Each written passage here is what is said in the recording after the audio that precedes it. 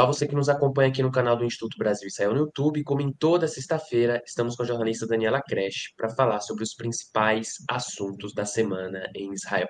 Quero pedir para você deixar o seu like aqui no vídeo, a sua inscrição em nosso canal e também o seu comentário aqui embaixo, já que é muito importante a participação da audiência aqui do Expresso que nos acompanha cada semana, também acompanha os outros programas aqui do IB, como o podcast, Notícias da Guerra, o Ler Entrevista. Muito obrigado a cada uma de vocês que nos ajuda a fazer com que o IB chegue cada vez mais longe. Dani, começando o primeiro assunto dessa edição do Expresso de hoje, falar sobre a libertação dos reféns.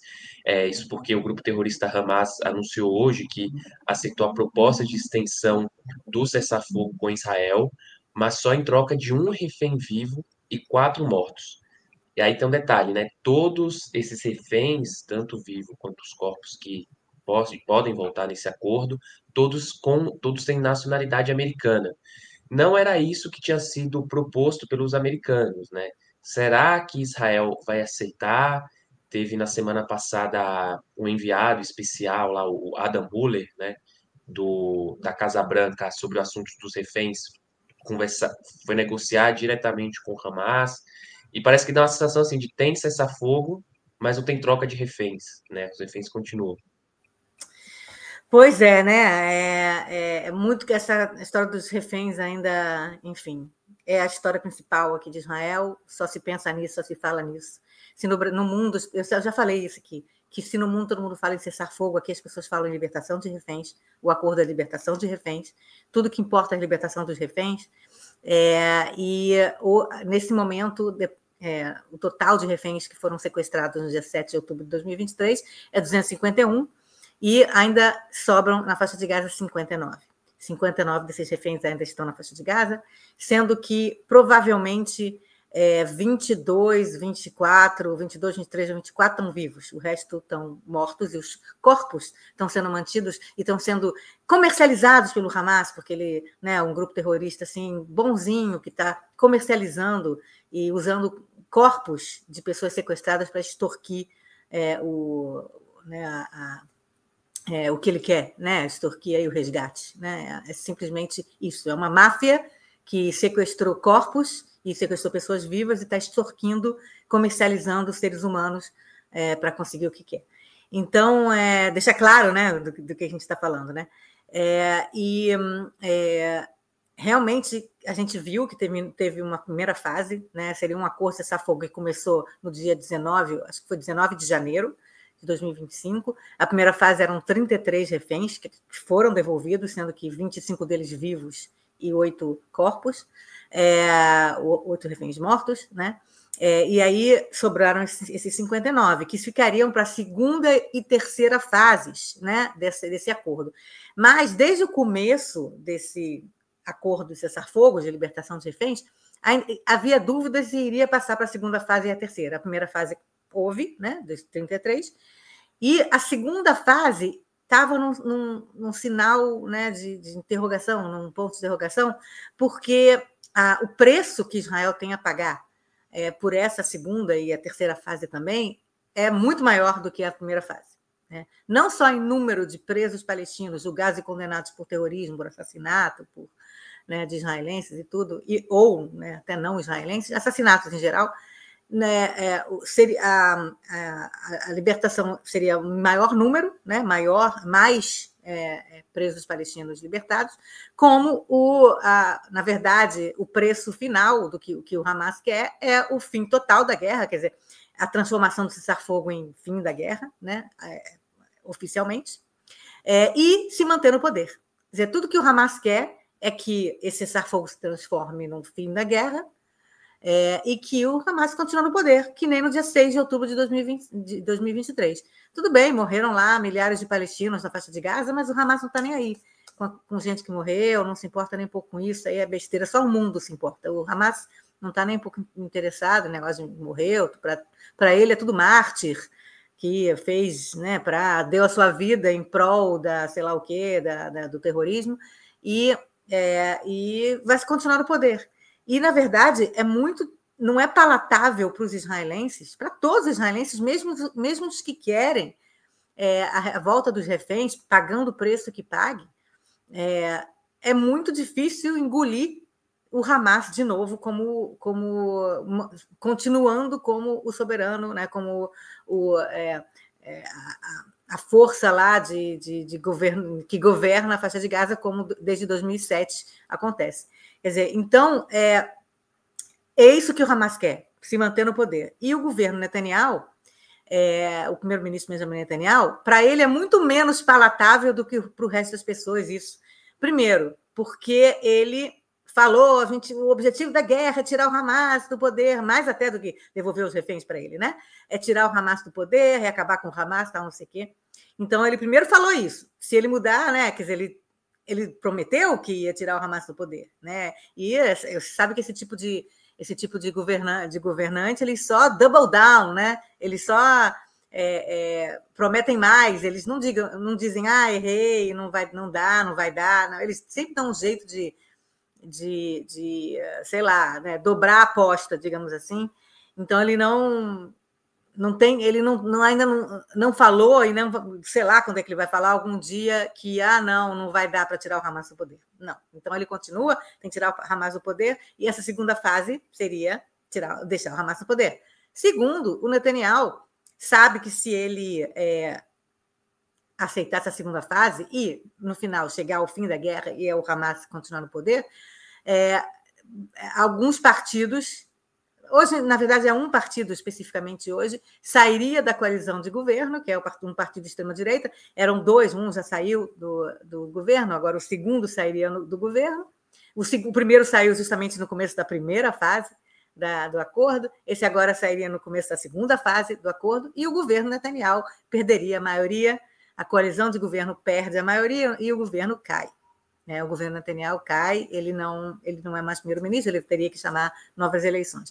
Portanto, você tem aí coisas de ego, coisas de sobrevivência política, né, sobrevivência no poder. Então, o Netanyahu, se ele aceitar uma segunda fase, nesses termos, ele, na verdade, está assinando o fim do seu governo. E ele não quer isso de jeito nenhum, tanto que ele está, na verdade, agora empurrando tudo com a barriga até o final deste mês de março, quando vai ter a votação do orçamento, né, do governo. A gente sabe que a gente já falou disso aqui, se não votar até 31 de março o orçamento do ano, qualquer governo que esteja no poder cai, porque é obrigatório você aprovar o orçamento do ano, e se o Netanyahu, então, não conseguir aprovar junto com esses partidos, né, de sua própria coalizão, o governo dele também cai.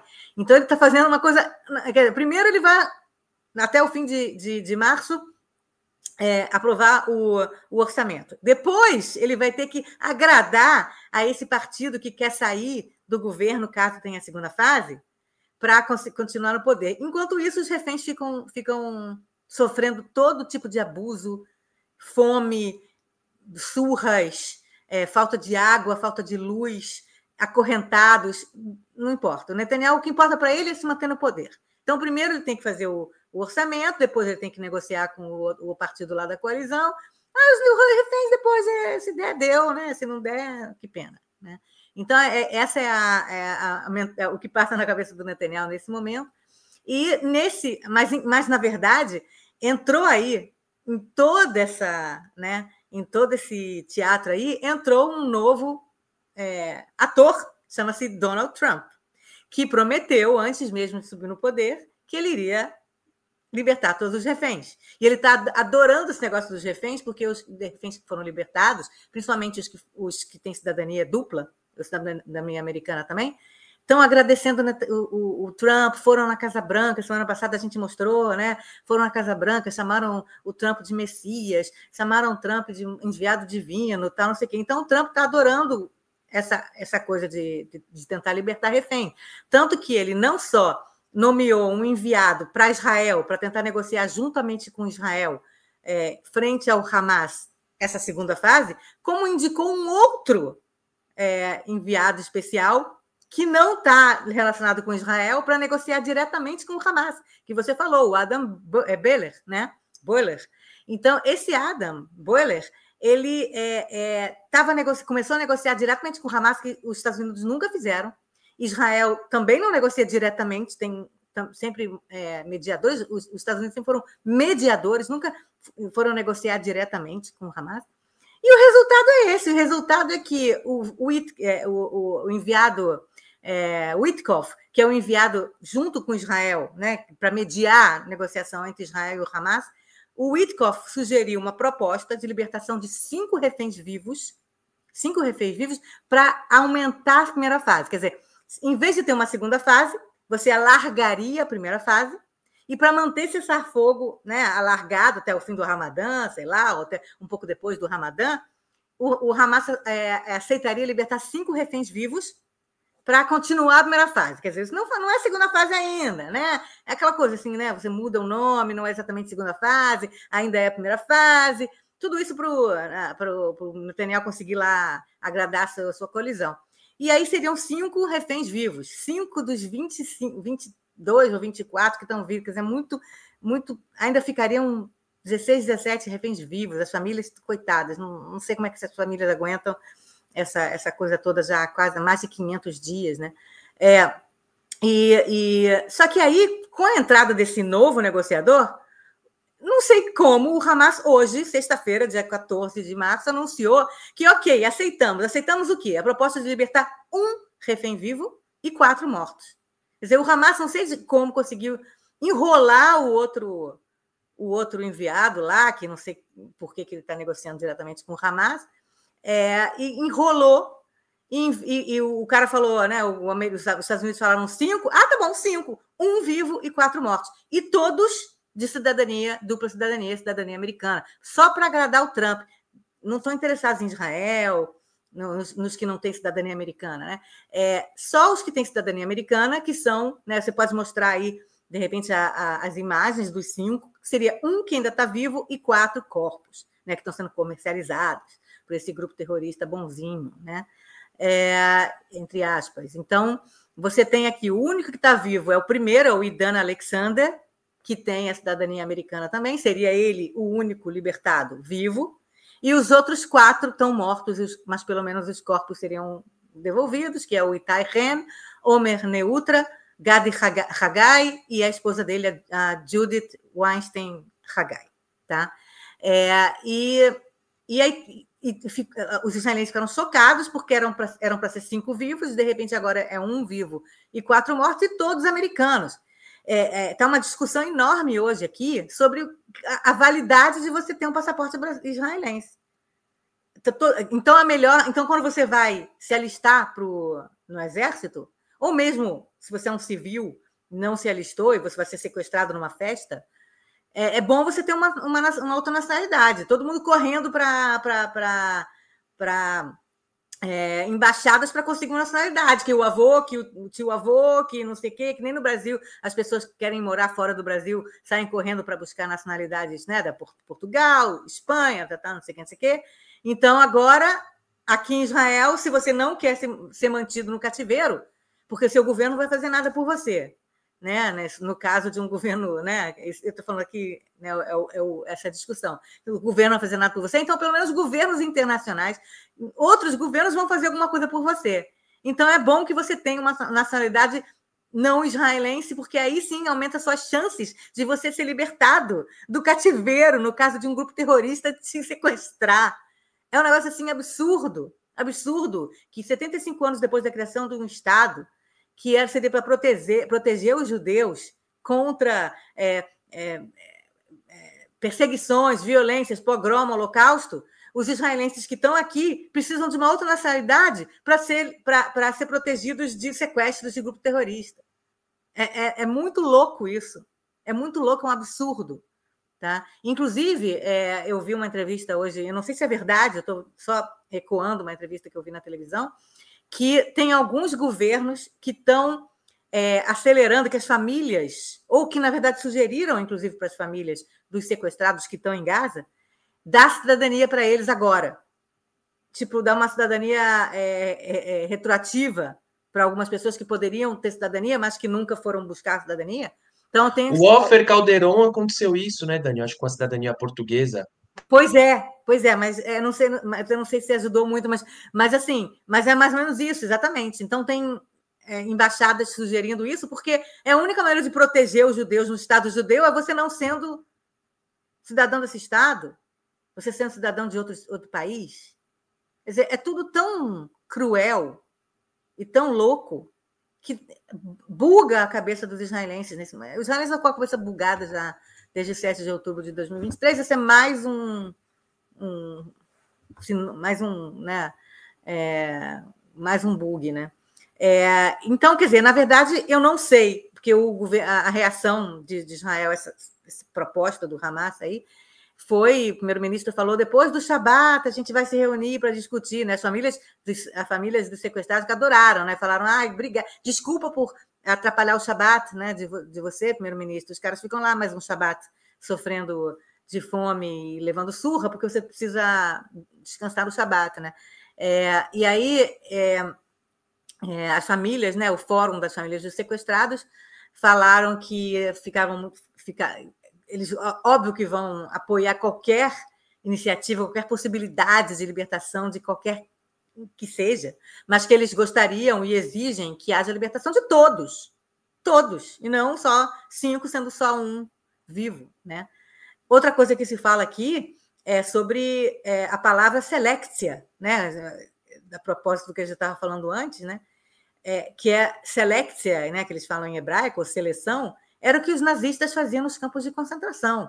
Você chega lá e você passa por uma seleção que o Mengele, ou sei lá quem que está lá no campo de concentração, resolve quem vai viver, quem vai morrer. Você vai para aquela fila lá, você vai viver. Vai para aquela fila lá, você vai para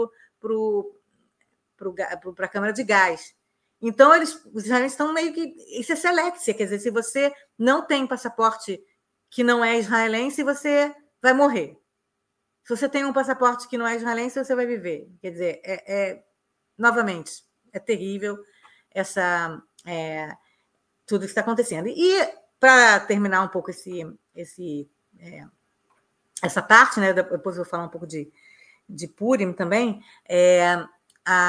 eu queria mostrar 2 clipes com legenda em português, legendado pela embaixada, quer dizer, colocado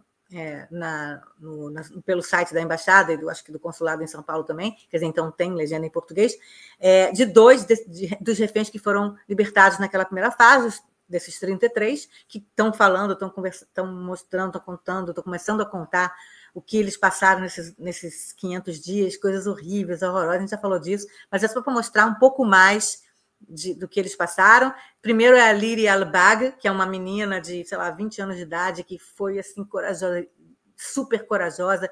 Inclusive, ela fez coisas assim incríveis, de muita coragem durante os 500 dias, que outros reféns contam, que ela brigava com os guardas lá. Enfim, ela foi muito corajosa e salvou a vida de pessoas. E depois do Omer Wenkert, que é um rapaz que foi libertado mais recente. Então, primeiro a Liri Albag, que foi uma das primeiras libertadas ainda em janeiro, contando um pouco sobre algumas do que ela passou lá, alguma coisa. אני, היהודי, המסריח, בוא נהרוג אותו. איך הם מדברים לערבי ישראל? ואינם הם בוגדים. הם מכחישים את השואה, הם חושבים שהיטלר גאון. הם חושבים שהיטלר חכם וצודק. שהיטלר לא עשה את זה. היה אלימות מילולית הרבה, התעללות פיזית, היה התעללות רגשית, אתם לא חוזרות הביתה. כאילו, האלוהים שלכם, אל תתפללו אליו. הוא לא איתכם, הוא לא מקשיב לכם. ההורים שלכם לא עושים כלום. הם אמרו לנו שיש הוראה. ברגע שצה"ל מתקרב, להרוג אותנו. אז זה גם הפחיד אותנו. הם פשוט אמרו לנו, ברגע שצה"ל פה, אנחנו עושים לכם 1, 2, אז זהו, חלס. מ-7 באוקטובר אני מרגישה בסיוט חד ארוך. מחכה שמישהו יעיר אותי. זה לא קלישאה של גיהנום, באמת גיהנום. רואים את הרוע בעיניים. שנאה, עיניים רעות. אני לפחות הייתי בטוחה שברגע שאנחנו עומדות שם קשורות, הם הולכים לטבוח בנו. נכנסות לעזה ומה קורה שם? ההמון העזתי רץ אחרינו, שמח, יריות באוויר, ילדים, נשים, היינו צריכות לבקש אישור ללכת לשירותים. היו פעמים שנתנו לנו רק פעמיים ביום ללכת לשירותים. ומה אוכלים? אורז, פיתה. היו פעמים שהם היו ישנים איתנו באותו חדר. לא נעים לי שבן אדם נוגע לי ברגליים כשאני ישנה. היו ימים של מים מלוחים, שהיינו שתות מים מלוחים. מה היה הכי קשה עם המחבלים? השנאה, היו מנסים לאלף אותנו לתרבות שלהן. של נשים אסור לצחוק בקול. בהתחלה היינו מבשלות, מכינות שתייה, היינו מנקות, גם מאוד משרתות. הבנתם שהולך להיות טקס? כן, אמרו לנו שאנחנו רוצים שננאם, שנגיד תודה לארגון טרור שחטף אותנו. אני חושבת שברגע שעלינו על הבמה זה היה הכי ספונטני שיש, שאנחנו לא נועמות. המיקרופון היה ממש מונח מולנו, ואף אחד מאיתנו לא התכוונה להרים אותו. למה הכי התגעגעת כשחזרת? כוס מים קרים. כוס מים קרים. מישהו מצליח להבין מה הם עברו? מה, יש לנו 59 חטופים? הציוני. Acho que pode parar. Enfim, eu acho que deu para ler, né, as coisas que ela falou. Para quem ainda acredita que os reféns que são libertados foram libertados porque estavam muito felizes e agradecidos ao Hamas, é só escutar o que eles mesmos dizem. Agora é o Omer Wenkert, que foi libertado recentemente, que daqueles grupos de homens que foram libertados, pareciam que saíram de campos de concentração, de magros e terrível, e ele conta um pouco. זה 150-200 שקיעות צמיחה, ותוך כדי זורק עליך בלוק של גבינה לתוך הפרצוף, ואז יורק עליך, ודברים בסגנון הזה. היו בהן לפעמים ריסוס למזיקים, אז להגיע עם ריסוס כזה, פשוט להגיד, לך לסוף החדר, ולהשפריץ עליך, לפנים, לגוף, ועל הכלים שלך, מראש שיניים. יהודי, ישראלי, בתחתונים, על טרק בלב עזה, ולבנים, ומוטות, ולומים, כל מה שאפשר. ילדים ל3, על הכתפיים של אבא שלהם, מרביצים לך. כבר הרבה יותר גרוע מצינוק. מסתכל על זה, אתה אומר.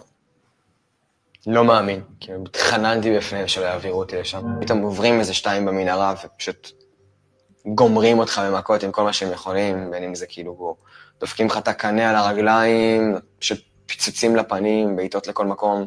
כל אגרוף אתה מאבד הכרה, והשני מעיר אותך. זה היה יום הולדת שלי. קיבלתי מכות באותו יום, זה היה מתנת יום הולדת שלי.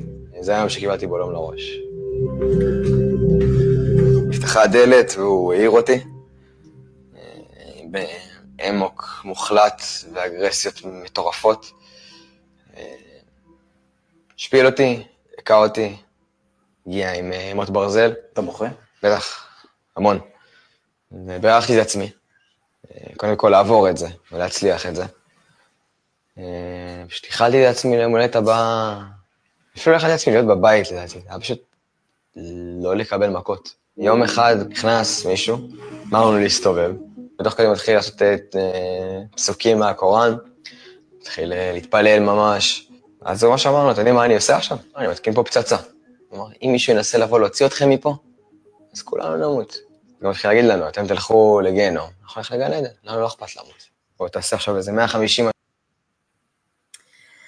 Depois, no final dessa parte, ele fala que ele não tem ódio no coração, tudo que ele quer é viver agora, que as pessoas que sequestraram ele vão continuar lá vivendo, né, dentro do ódio que eles têm e vivendo essa sensação de ódio até o fim da vida, mas ele não, ele quer viver a vida dele.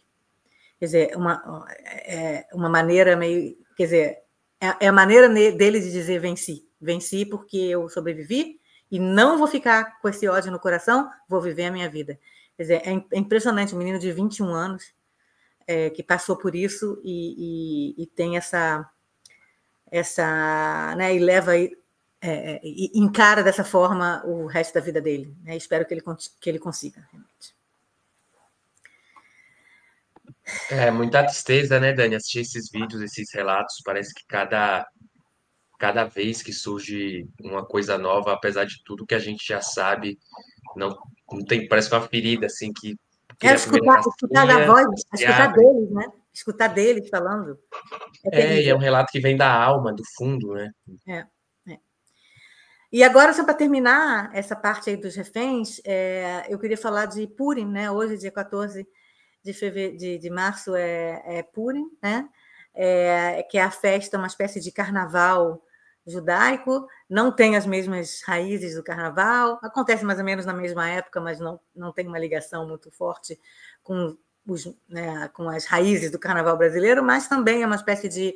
As pessoas vão para as ruas, as pessoas desfilam, tem desfile, as pessoas se fantasiam, vão para a escola fantasiados, as crianças passam a semana inteira se fantasiando para ir para o jardim de infância, para a creche, e é o feriado mais alegre, né? E esse ano, novamente, é o segundo Purim que Israel passa com reféns na faixa de Gaza. Então, ainda as emoções estão divididas, né? Ano passado, por exemplo, não teve quase nenhuma festividade, até porque a gente estava também no meio da guerra mesmo, tinha bombas caindo todo dia em Israel, então as pessoas não saíram nas ruas, não teve desfile de nada. Então, esse ano é a primeira vez que tem realmente desfiles, mas as pessoas ainda estão meio, né, como é que a gente vai comemorar, como a gente vai celebrar, ainda tendo refém na faixa de Gaza. Então, a maneira que os israelenses decidiram fazer isso é sim continuar, sim celebrar, mas homenageando os reféns, homenageando os mortos. Então, muitas crianças e adultos se vestiram como se fossem seus heróis, e os heróis para eles hoje são os reféns ou as pessoas que morreram no 7 de outubro. Esses são os heróis dos israelenses hoje em dia. Desde o 7 de outubro de 2023, os heróis não são Marvel, não é a Elsa, Ana e Elsa, entendeu? Os heróis das crianças e dos pais são as pessoas que passaram de 7 de outubro, ou que morreram bravamente, ou que foram sequestradas e voltaram com essa resiliência que o Omer Wenkert demonstrou. Então, eu fiz aqui mostrei aqui, que pode mostrar a imagem. Na verdade, a fantasia mais usada esse Purim foi a fantasia de Batman. Dá uma aumentadinha aqui para mostrar, eu acho. A fantasia de Batman, que são essas fantasias em cima.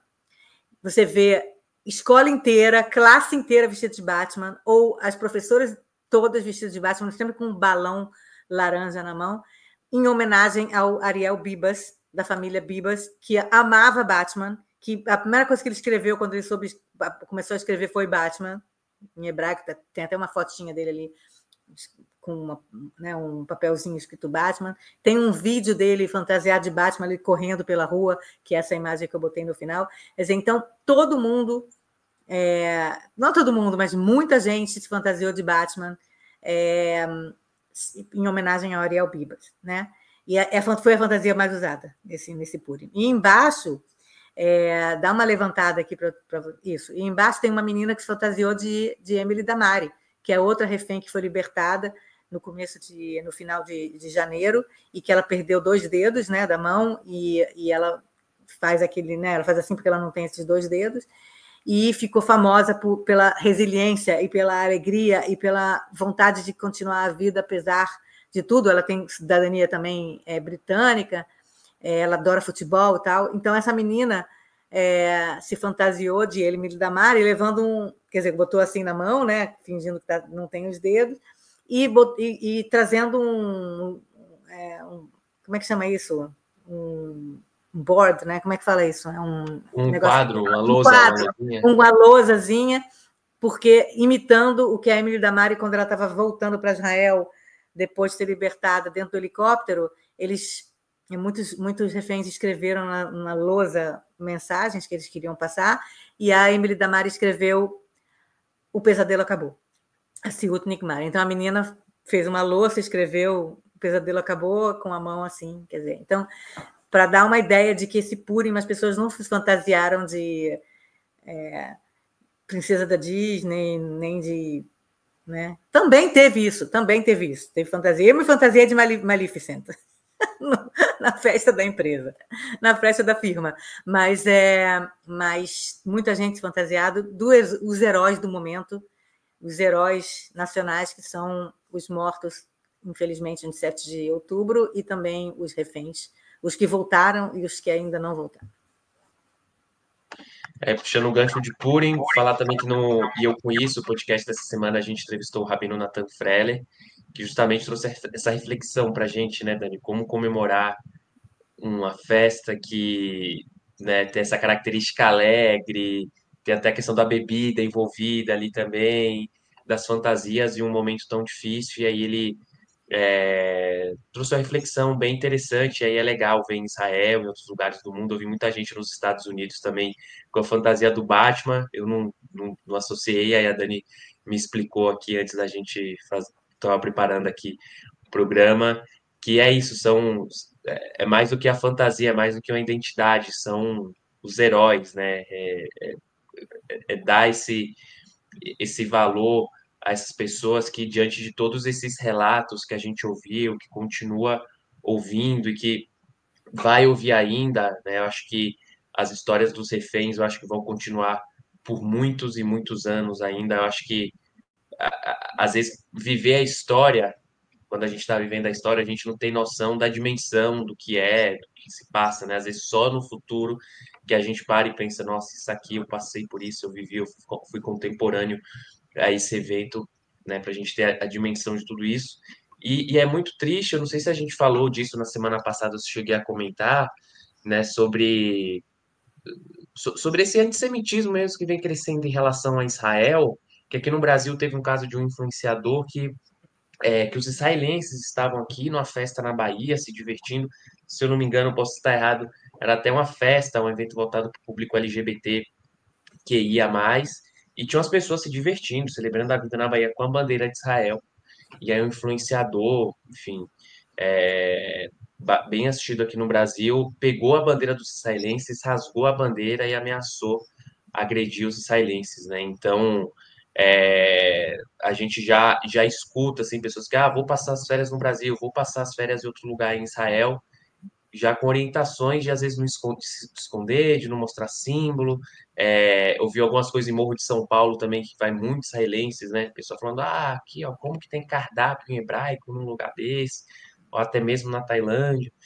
Então a gente já viu esse discurso em outros momentos e é triste, né, Dani, ver tudo isso, e principalmente pensando em Brasil, assim, o tanto que os israelenses amam os brasileiros, né? E outros povos do Nossa. mundo, Tailândia, outros lugares, e receber essa hostilidade, né, e a comunidade internacional, as organizações não tomar, acho que além de tudo, não tomar nenhum posicionamento, ou orientação, ou uma nota crítica a qualquer atitude que seja, acontece uma complacência ali com esses discursos extremistas, né? Então, Mais do que isso, a gente vê essa semana, eu ia até falar sobre isso, eu acabei tirando, a gente não tem tempo de falar de tudo, mas teve o Comitê de Direitos Humanos da ONU, né, encabeçado pela África do Sul, que entrou, né, no Tribunal Penal Internacional dizendo que Israel está cometendo genocídio, né? Aquela coisa do genocídio. E aí, como eles viram que a ideia de genocídio não vai colar, porque até o próprio cara do Comitê de Direitos Humanos falou numa entrevista coletiva essa semana que eles não conseguiram provar a intenção de Israel de cometer genocídio, quer dizer, então a alegação de genocídio não vai adiante. Então, eles estão tentando inventar outras maneiras, né, porque você falar de genocídio depois de 75 anos depois do Holocausto, dizer que os judeus cometem genocídio, é para pegar... É que nem você pegar uma faca e colocar no coração e fazer assim dos judeus, né?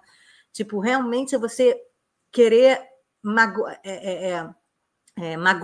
e machucar os judeus da pior maneira possível. E agora, como eles viram que o negócio de genocídio não vai funcionar, então eles vieram com um relatório dizendo que Israel está cometendo crimes contra as mulheres na faixa de Gaza, que quer dizer, tentando buscar essa questão do genocídio por outro lado e usando a questão da mulher, né, do abuso contra a mulher, tal, que é uma coisa que Israel falou a partir do no dia 7 de outubro, que o Hamas fez contra as mulheres israelenses.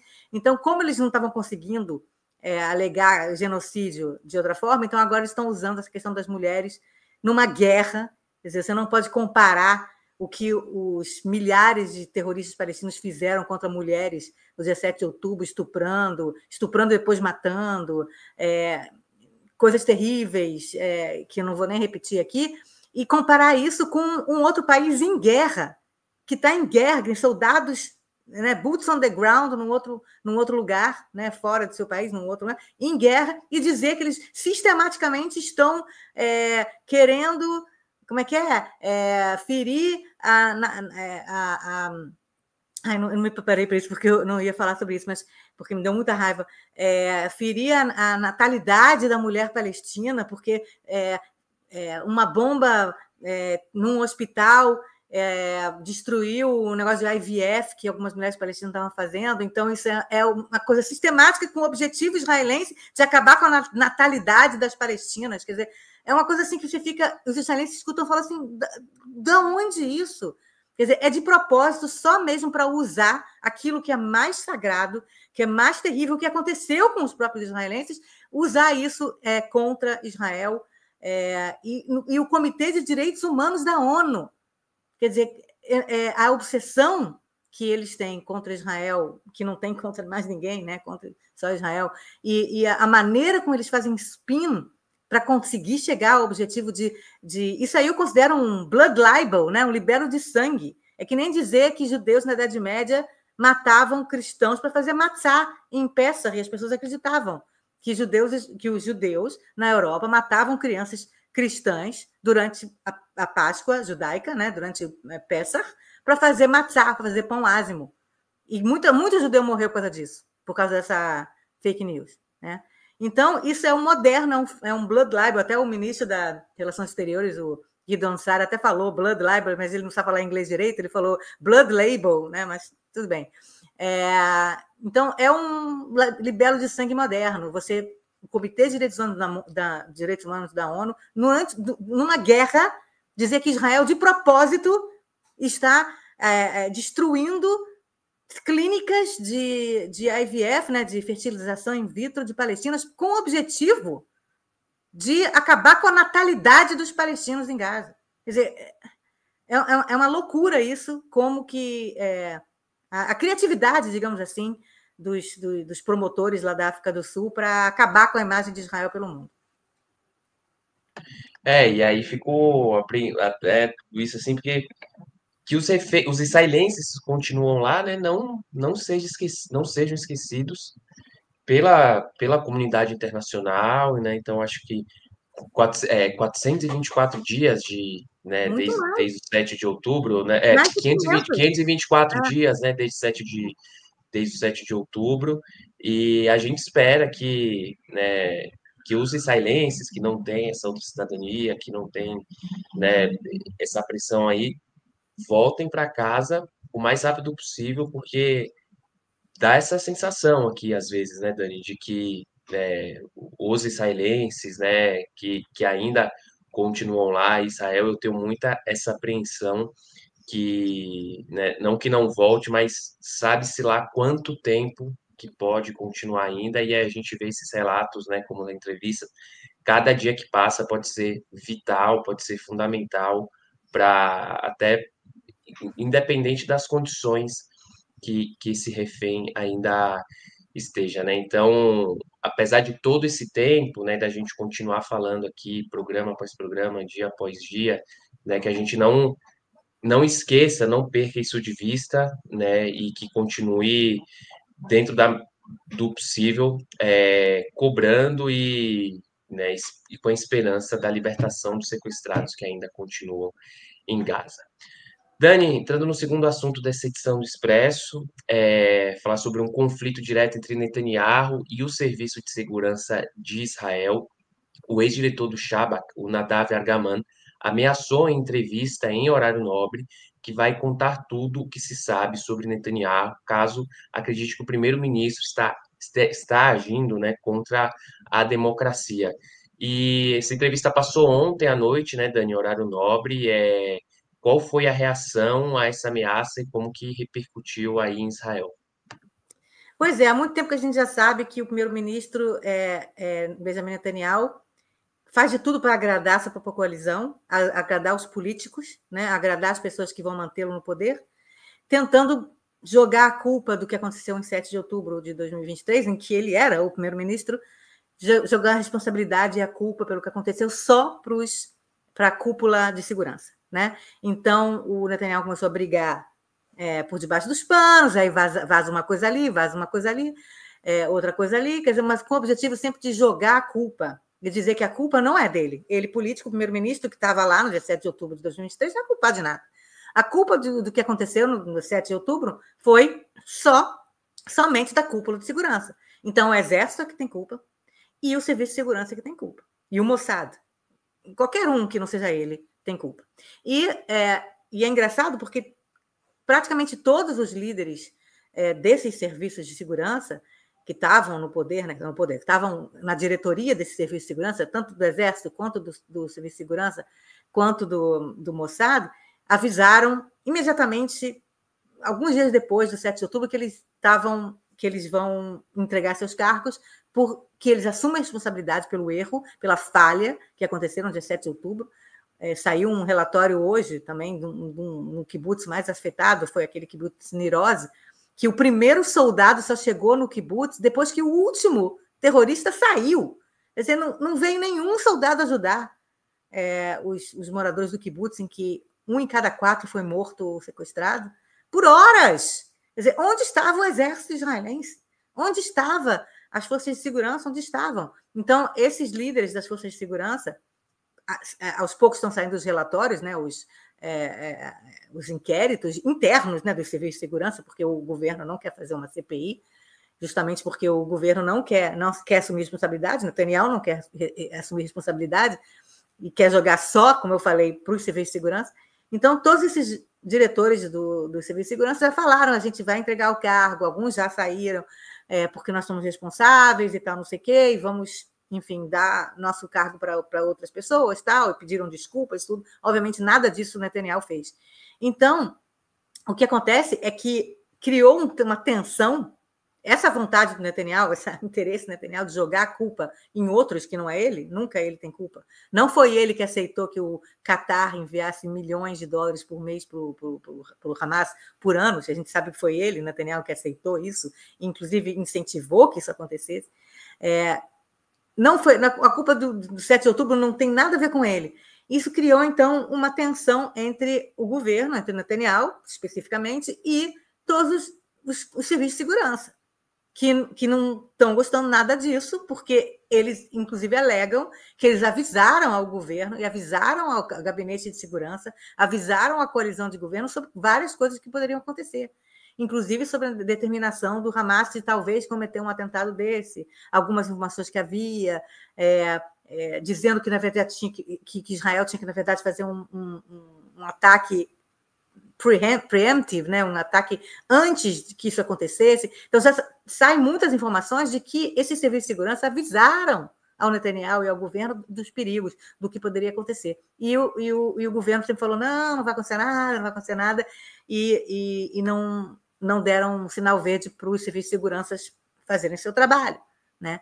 Então, aos poucos essa tensão vai aumentando e o Netanyahu, a última pessoa que ele quer, na verdade, demitir agora é o chefe do Shabak, né, do Serviço de Segurança, do Sherut Bitachon, Serviço de Segurança, que se chama agora Ronen Bar, que é o cara que é o líder que é o diretor do Shabak desde 2021, quer demitir ele e quer colocar no lugar dele alguém leal ao governo. Quer dizer, ele quer colocar alguém no lugar de um cara que, teoricamente, né, esses diretores de serviço de segurança, eles não são apolíticos, eles são acima da política. Todos os primeiros ministros trabalham com as mesmas pessoas, eles não são políticos, eles não estão lá para apoiar governo, eles estão lá para fazer o trabalho da segurança de Israel. Então, o Netanyahu quer demitir esse cara, porque esse cara fica dizendo, fica, né, deixando a entender que não é só ele que é culpado, que ele avisou para o Netanyahu tomou decisões que não deixaram o serviço de segurança né, fazer o seu trabalho antes do 7 de outubro. Então, ele quer demitir o Ronen Bar e quer colocar alguém que seria leal ao governo. Quer dizer, você colocar no serviço de segurança alguém leal ao governo, a coalizão de governo, não pode. Isso aí é antidemocrático. É acima de governo o serviço de segurança. Não tem que ser politizado isso, não tem que ser aparelhado, não tem que ser politizado, né? Então, o chefe do Shabak, diretor do Shabak, antes do Ronen Bar, que é esse que agora pode ser demitido pelo Netanyahu, resolveu dar uma entrevista no canal 12, que é o mais famoso, que é o maior, deu uma entrevista ontem dizendo que se o Netanyahu demitiu o Ronen Bar, e esse cara se chama Nadav Argaman, pode colocar a foto dele aí, esse cara, o Nadav Argaman, que foi diretor do Shabak, né, do Serviço de Segurança de 2018 até 2021, quer dizer, antecessor ao Ronen Bar, esse cara aí, o Nadav Argaman, deu uma entrevista, então, falando o seguinte, que se o primeiro-ministro demitiu o Nadav Argaman, e ele sentir que essa demissão, outras coisas que o Netanyahu faça, são antidemocráticas e estão, na verdade, demolindo os alicerces da democracia israelense, ele vai falar tudo que ele sabe sobre Netanyahu. E tudo que ele sabe é ele, como chefe do Serviço de Segurança, desde 2018 até 2021, quer dizer, 3 anos, ele tendo reuniões a 4 olhos, né? Reuniões só entre ele e o Netanyahu, que são classified, não pode falar, né? Não pode vazar essas coisas, são coisas realmente, decisões e informações de alto escalão que não podem sair. Esse cara, então, o Nadav Argaman, ameaçou que ele vai contar coisas que o Netanyahu fez e que ele sugeriu ao Netanyahu, por exemplo, que atacasse o Hamas e o Netanyahu não quis. Quer dizer, ele vai contar coisas que podem pegar mal, digamos assim, para o Netanyahu e mostrar que ele é culpado, sim, pelo 7 de outubro. Podem até derrubar o Netanyahu, talvez, não sei. Né? Sei lá o que pode derrubar o Netanyahu, o cara é um mágico da política, né? Mas, assim, então ele meio que ameaçou que se o Netanyahu demitir o diretor do Shabak agora, ele vai contar tudo que ele sabe sobre o Netanyahu. Netanyahu ficou furioso e hoje de manhã ele entrou com uma queixa, né? Ele entrou com uma queixa na polícia de Israel. Ele ligou para o diretor da polícia de Israel, que é um cara mais alinhado com ele, inclusive, também, para entrar com uma queixa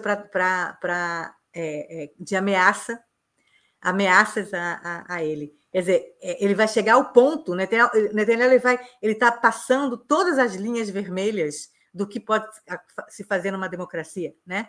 A gente viu a tentativa de golpe judiciário, várias coisas que o Netanyahu fica tentando fazer, agora tentar demitir a promotora-geral, né, que a gente falou na semana passada, né? E agora ele quer demitir o chefe, o diretor do Serviço de Segurança, e dizendo que o anterior, né, que está tentando, na verdade, proteger, né, o Serviço de Segurança israelense, dizendo que ele disse, o Nadav Argaman disse que o relacionamento entre um primeiro-ministro e o chefe, né, e o diretor do Shabak é uma das coisas mais delicadas e mais importantes do Estado de Israel.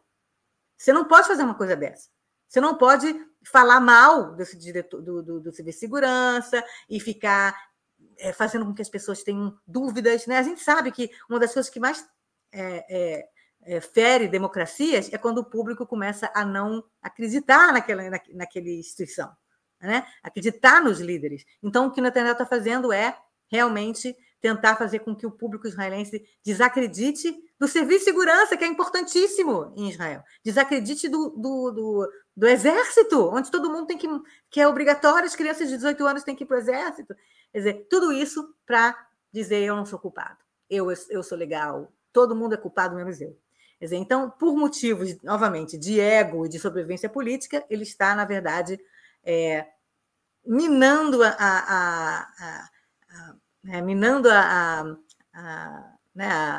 o trust, né, entre o público e instituições importantíssimas do governo, alicerces, bases da democracia israelense. É bem grave. Eu fui dar uma lida, né, quando você mandou lá sobre essa entrevista e esse ex-chefe do Serviço de Segurança, ele falou, né, que tinha informações que estava sentado em cima de um tesouro, algo assim. E se você for olhar, né, Dani, na história de algumas democracias ou de alguns governos autoritários, esse movimento bem parecido, né, de você tirar ali poderes, ou pessoas que possam fazer esse equilíbrio de poder, ou que estão lá nesse lugar por um critério técnico, e você colocar pessoas que são aliadas politicamente, ideologicamente a você, e tratando, né, assim, já a gente já vem acompanhando aí desde 2023 toda essa história da reforma judicial, e agora com o serviço de segurança, que, assim, como você bem falou, é vital e é importante que tenha essa confiança e que a pessoa que esteja ali ocupando esse lugar esteja ali por um caráter técnico, né, de comprometimento. Apolítico, sem viés político. Eu estava até, quando, né, teve um analista comentando, né, os movimentos do Trump com a Suprema Corte, né, aí ele falou assim, na próxima cirurgia não vou colocar um cirurgião que estudou, que tem a capacidade, tem ali, vou colocar outro médico que é meu amigo, mas só porque cobra um precinho mais barato. Então, assim, tem coisas, profissões, lugares, instituições, nesse caso, né, órgãos de Estado, que o critério, o caráter técnico, apolítico, independente né, da pessoa que esteja lá, seja o caráter, tenha, né, a prioridade para exercer essa função. Então, a gente vai acompanhar aqui os desdobramentos, né, dessa entrevista, se vai sair alguma coisa, se ele de fato vai falar, como que o Netanyahu também, né, é um mês decisivo para o Netanyahu, né, Dani, com essa história do orçamento, com tudo isso que vem acontecendo, e a gente vai trazendo as atualizações aqui para vocês. Dani, último assunto da edição do Expresso, a gente vai falar um pouco de um assunto que a Dani gosta bastante. Meu assunto predileto. Assunto predileto da Dani, vamos dizer assim, me incentivou também a acompanhar um pouco mais, né? A gente está falando do Eurovision ou Eurovisão, a música a música israelense, né, que vai representar o país nessa competição, foi revelada. E como que está a reação aí em Israel, Dani? No ano passado teve a polêmica lá, teve boicote, protestos, e qual que é a música desse ano e se também está tendo reações, né, semelhantes a que aconteceu no ano passado? Pois é. Então a música finalmente ela tinha que ser, as músicas elas precisavam ser mostradas, reveladas até o dia 10 de março, apesar de que tem 2 países que ainda não revelaram suas músicas, eu acho que tem um prazo aí que você pode revelar, mas até o final de março, digamos assim, você tem que revelar a música. E Israel tem, né, como em muitos países hoje em dia, você tem, na verdade, uma espécie de The Voice, ou uma coisa assim para escolher quem vai cantar.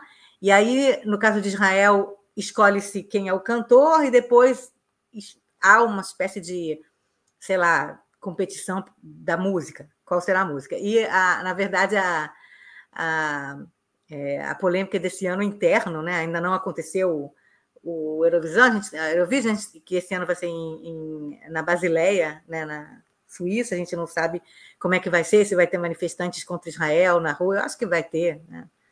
Ridículo, mas no ano passado a gente sabe que teve uma manifestação, no ano passado foi em Malmö, né, na Suécia, e no ano passado as manifestações foram horríveis e trataram mal a Eden Golan, a gente falou muito aqui de como foi a Eurovision no ano passado, foi um absurdo e tudo, só que Israel ganhou o primeiro ou segundo lugar no voto popular, quer dizer, deu até uma esperança de que as pessoas, nem todo mundo, entendeu, compactua com essa coisa anti-Israel na Europa, né?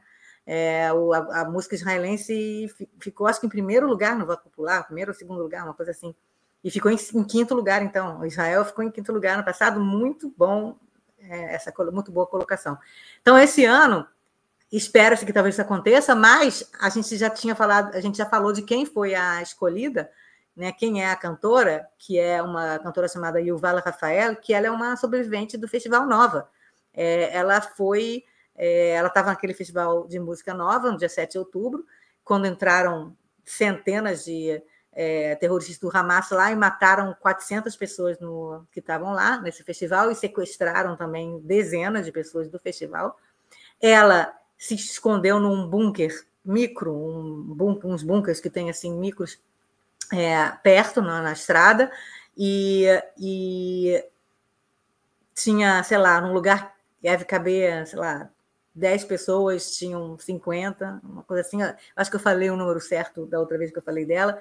E só 12 pessoas das 50 sobreviveram, e ela ficou 8 horas escondida e calada embaixo de corpos, fingindo que estava morta. Inclusive, tem um telefonema que o pai fala: faz de morta, você está morta, morta. desliga o telefone, você está morta agora, desliga o telefone, tipo assim, faz de morta. E ela ficou 8 horas com peso de corpos em cima dela, sangrando, e ela fingindo que estava morta.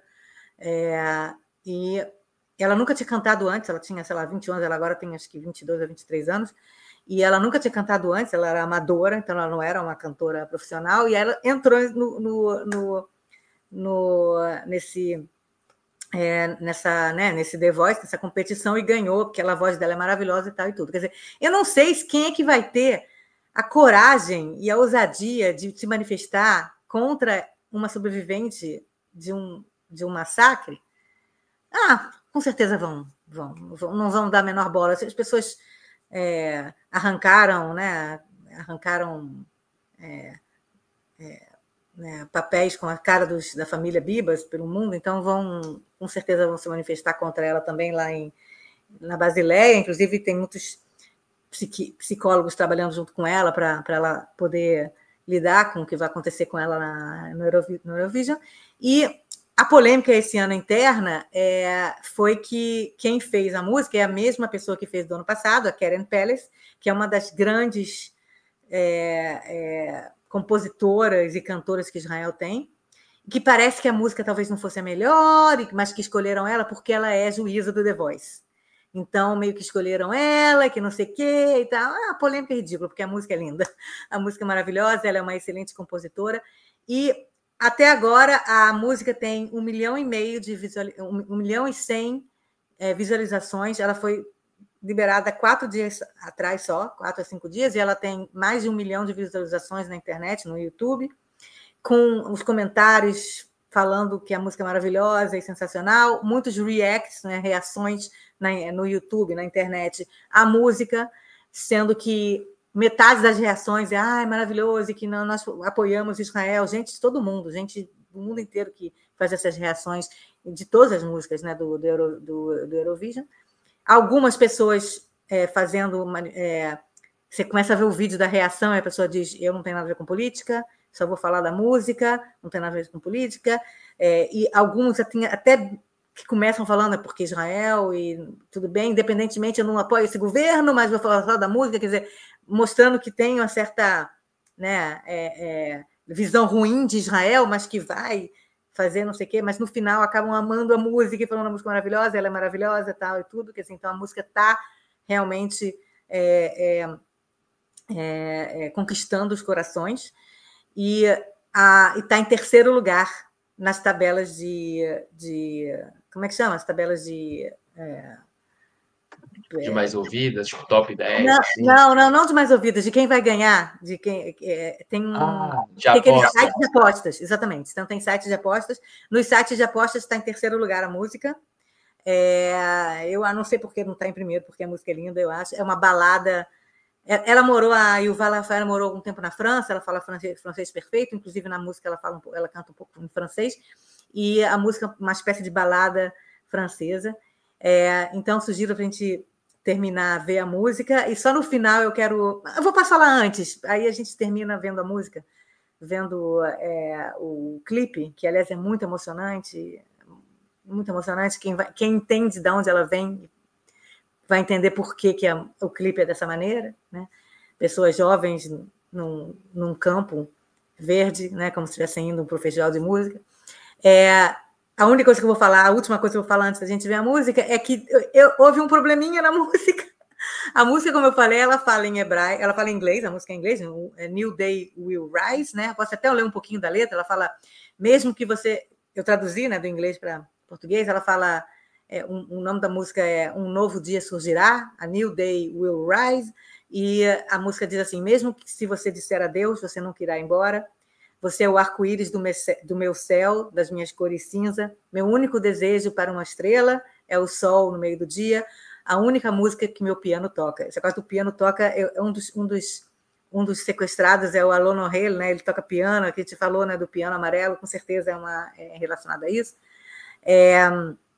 Aí ela fala, né, quer dizer, na parte principal da música, ela fala, novo dia surgirá, a vida continuará, todo mundo chora, não chore sozinho, a escuridão desaparecerá, toda dor passará, mas vamos ficar, mesmo se você disser adeus. Quer dizer, é uma música que, ao contrário do Hurricane, no ano passado, que era uma música mais quase um protesto, essa é um pouco mais de que a gente vai conseguir, a gente vai superar, a gente vai passar por isso e a vida vai continuar. Tá? Então, uma coisa... Agora, na parte em hebraico, ela canta uma parte em francês, como eu falei, e ela canta uma frase em hebraico, uma frase só. Uma frase tirada da Bíblia, do Cântico dos Cânticos, né, que é uma parte do rei Salomão, que teria escrito tal e tudo, e diz o seguinte, em português eu traduzi, diz: as muitas águas não podem apagar esse amor, nem os rios afogá-lo. Ou em outra tradução seria: muitas águas não conseguirão extinguir esse amor, os rios não levarão embora. Enfim, é uma frase só. Só que não sei por que ela cantou com uma letra errada. Uma letra errada. Em hebraico, você pode falar uma coisa e outra. Só que dependendo da consoante que vem depois do E, você tem que falar V ou você tem que falar U. Então, ela falou... Mayim Rabim lo ichabu et ahava venearot, só que em hebraico certo você tem que falar u nearot. Só por causa disso ela teve que gravar a música inteira de novo para lançar nas rádios e gravar de novo essa parte do vídeo, que aliás eu não sei como é que eles vão fazer essa substituição no YouTube, a gente comentando sobre isso, né, João? Que não sei se dá para você tirar do ar e botar de novo a música certa, não sei. Mas por causa de uma letra ela teve que regravar de novo, isso aí é ridículo. Mas, enfim, agora eu sugiro a gente ver a música, vocês vão perceber, eu amei. Talvez amei mais do que Hurricane do ano passado, mas eu também amei Hurricane do ano passado. Essa eu acho que é o mesmo nível, e só que ela é uma balada muito mais emocionante, bem francesa, estilo francês. Vamos assistir e depois vocês escrevem aqui embaixo o que vocês acharam.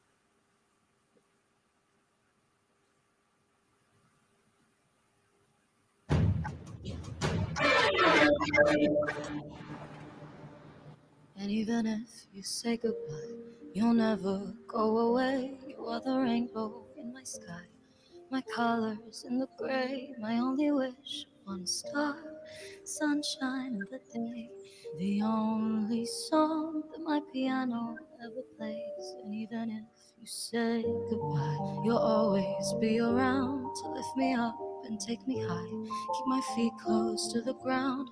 Are you proud of me tonight? Dreams are coming true. I choose the light, nothing to lose if I lose you.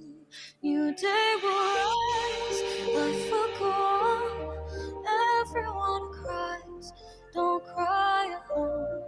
Darkness will fade, all the pain will go by, but we will stay, even if you say goodbye.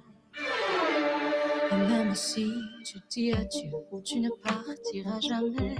Mon ciel dans mon ciel bleu, mes couleurs dans le cri, mon se souhaite sans un ciel tard, un rayon de ma journée, la seule chanson que mon piano peut jouer. New day will rise, life will go on, everyone cries, don't cry alone. Darkness will fade, all the pain will go by, but we will stay, even if you say, yeah, day will rise, life will go on, everyone cries, don't cry alone. Darkness will fade, all the pain will go by, but you will stay, the love of my life.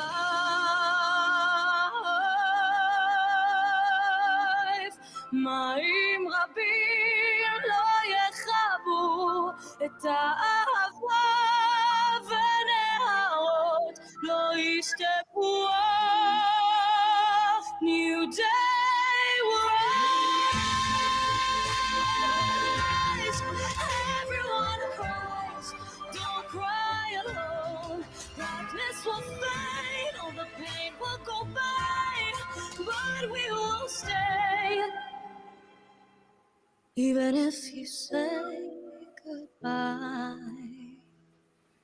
A new day will rise.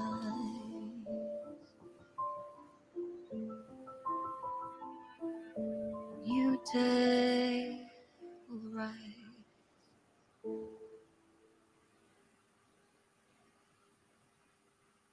É isso. É muito emocionante. A Dani, no dia que a música foi disponibilizada, a Dani mandou, né, a música de Israel do Eurovision. Eu assisti, assim, me emocionei bastante, porque, né, acho que toda essa representação da festa, dos jovens ali Jovens correndo na grama, a gente sabe que eles correram dos terroristas. Muito muito, emocionante. muito simbólico, né, Dani? E, ao mesmo tempo, eu vi algumas reações de pessoas que não sabiam nem do background dela, nem né, não fizeram a ligação e se emocionaram também, porque a música é vaga o suficiente. Ano passado teve a polêmica, né, de que ia se chamar October Rain, né, a chuva de outubro, e o pessoal do Eurovisão disse, não, muda o nome, não pode ser político. Então, ela mudou para Hurricane. Então, esse ano, a música ela é uma balada. Quem entende, né, do que se trata vai entender, mas quem não entende vai achar lindo também, porque New Day Will Rise, né, um novo dia surgirá e você vai superar e todo mundo chora, não chore sozinho. Então, são coisas que são vagas o suficiente para emocionar qualquer pessoa. É muito bonita a música, a gente vai deixar o link dela aqui na descrição para quem quiser ouvir mais vezes, divulgar, e a gente vai atualizar aí sobre a participação de Israel no Eurovision. Tem lá no Instagram do IB um carrosselzinho onde a gente fala da música, se quiser compartilhar lá também para outras pessoas saber um pouco mais da participação de Israel no Eurovision, só correr lá no Instagram do Instituto Brasil Israel. Com isso, a gente vai chegando ao fim dessa edição do Expresso. Quero agradecer a Dani por mais uma semana atualizar a gente aqui. Obrigado, Dani. Hag Sameach, Hag Purim Sameach, né? E agradecer também vocês que chegaram aqui até o final. Não esqueçam de deixar o seu like aqui no vídeo, a sua inscrição em nosso canal, o seu comentário aqui embaixo e também compartilhar esse conteúdo e todos os outros aqui produzidos pelo IB com amigos, familiares, no WhatsApp, no X, no Facebook. Isso ajuda a gente a chegar cada vez mais longe. Muito obrigado e até semana que vem. Tchau, tchau. Tchau, gente.